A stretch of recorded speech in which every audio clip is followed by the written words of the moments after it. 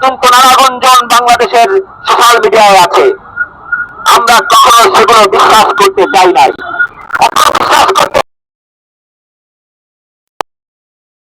নেতা কর্মীদের হত্যাকে বিচ্ছিন্ন ঘটনা বলে এর বিচারের দাবিতে আপনারা মাঠে নামুন।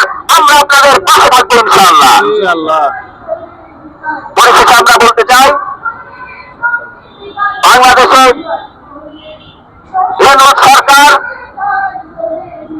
যদি সুষ্ঠুভাবে একটি নির্বাচন সম্পন্ন করতে চায়, তাহলে অবিলম্বে শান্তি শৃঙ্খলা ফিরিয়ে আনতে হবে। যদি এইভাবে ভোটের মহড়া চলতে থাকে বাংলাদেশে কোনদিনই, তাহলে একটি সুষ্ঠু নির্বাচন আয়োজন করা সম্ভব হবে না।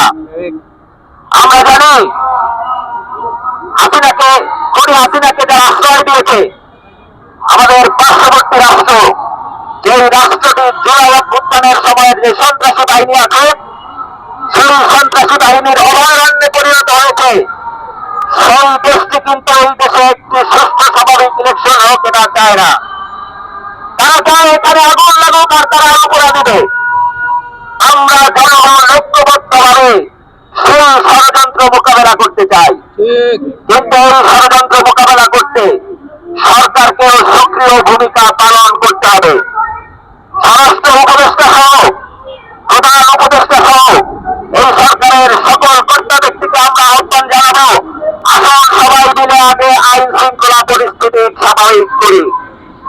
পুলিশ ও অন্যান্য প্রশাসনের মধ্যে এখনো যে সকল ফ্যাসিবাদের দোষর চাকরি মেরে আছে তাদেরকে আমরা মূলোৎপাটন করি, এবং এই কথাগুলো এখন আমাদের বড় রাজনৈতিক দলগুলো আর বলে না, যদি তাদের ভোটের হিসাবে গরমিল লেগে যায়।